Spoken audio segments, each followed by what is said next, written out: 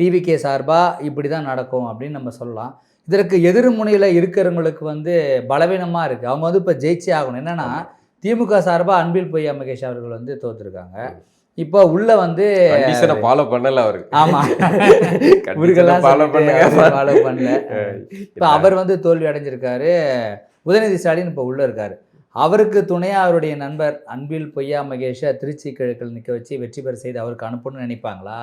இல்லை இப்போ எம்எல்ஏவாக தோற்று போன முதல்வர் ஸ்டாலின் அவரை ஒருவேளை அங்கே நிற்க வச்சு அவரை சட்டமன்றத்துக்கு அனுப்பணும்னு நினைப்பாங்களா? எந்த மாதிரியான நிலைப்பாடுகள் திமுக? எனக்கு தெரிஞ்சு வந்து ஸ்டாலின் போகிறதுக்கு வாய்ப்பு இல்லை அப்படின்னு நினைக்கிறேன். ஏன்னா இப்போ வந்து களம் வந்து இளம் தலைவர்களுக்கான களமாக சட்டமன்றம் மாறுது.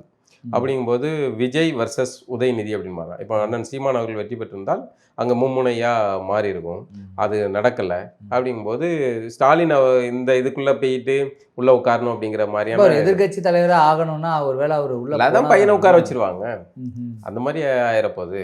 இப்போ ஸ்டாலின் வெற்றி பெற்றே ஆக வேண்டியது. ஆனால் வந்து இது ஒரு வரலாற்று சிறப்புமிக்க தோல்வி. ஏன்னா ஸ்டாலின் தான் தொடரட்டுமே அப்படின்னு தான் அவங்க ப்ரமோஷனே பண்ணாங்க. அந்த ஸ்டாலினையே வந்து தோக்கடிச்சாங்க மக்கள் அப்படிங்கிறது இருக்குல்ல, எல்லாம் விஜய் அலையில் முடிஞ்சு போனது.